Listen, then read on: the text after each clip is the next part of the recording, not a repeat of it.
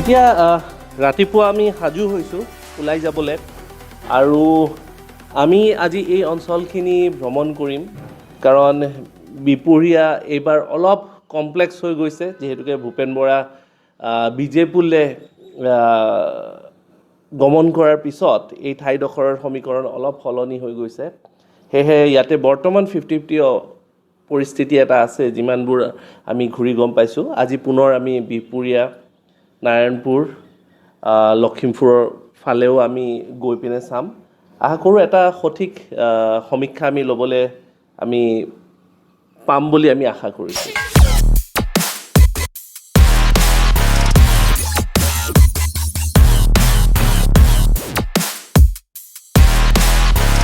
ৰাতিপুৱাই শুই উঠি বিহপুৰীয়াত আছোঁ আমি বৈপাৰা নাহৰ হোটেলত ৰাতিটো থাকিলোঁ নিশা কটাই উঠি এতিয়া আমি যাব ওলাইছোঁ আজি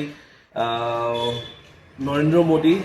মাননীয় প্ৰধানমন্ত্ৰী আহিব তেওঁৰ ৰেলীৰ আমি আভাস ল'ম আৰু ভিতৰুৱা অঞ্চললৈ আজি যাবলৈ চেষ্টা কৰিম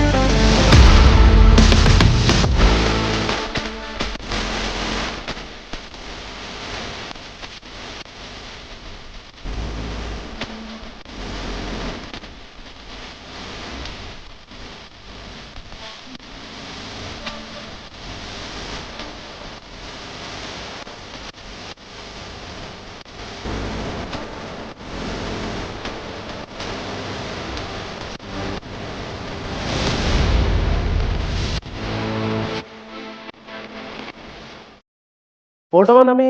হোটেল আহি পালোহি আৰু দিনটো ঘূৰিলোঁ লখিমপুৰৰ ঠাইৰ খবৰ ল'লোঁ কোন প্ৰাৰ্থী কিমান সক্ৰিয়ভাৱে তেওঁলোকৰ প্ৰচাৰ চলাইছে কোন ঠাইত তেওঁলোকৰ যি প্ৰচাৰ অভিযান তেওঁলোকৰ অলপ দুৰ্বল কোন ঠাইত সবল এই সমগ্ৰ কথাখিনি আমি বুজ ল'বলৈ চেষ্টা কৰিলোঁ আৰু এইবাৰ মানে এক কথাত ক'ব গ'লে এইবাৰ খুবেই বিধি পথালি দিছে বতৰে প্ৰত্যেকটো সময়ত মানে 2 ঘণ্টা 3 ঘণ্টাৰ মূৰে মূৰে বৰষুণ হৈ আছে আৰু বিশেষকৈ ৰাতিপুৱাৰ ভাগত বৰষুণ খুব বেছি বৰষুণ আৰু সেইকাৰণে কি হৈছে মানে